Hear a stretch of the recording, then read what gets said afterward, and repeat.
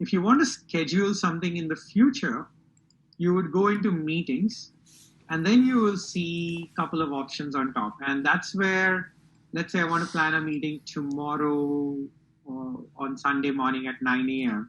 I would go and say schedule a meeting, and I say catch up with family. I can pick a time of when I want that to happen. And then you have two options, especially if this is really good if you're keeping in touch. You can say, I want to set up a reoccurring meeting, and I want it, every week on Sundays at, at the time that you specified. So Sunday morning at 9 a.m. with my group, right? So this is something that you want to do regularly. So this is a reoccurring meeting. And then at the bottom, you have a couple of choices. I actually prefer removing this password so that people, especially if you're doing this with elderly people and you want them to just sign up with less friction, I would remove the password. I would also uncheck this registration required. And then, you have two options with audio. You can see they can either join through their phone, which is also good, or you can just pick both. So they can use their computer or phone audio. So they can choose what they want.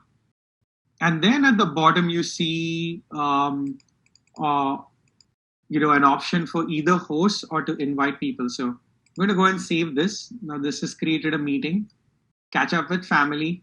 And at the end of setting up this meeting, I see an option to invite people.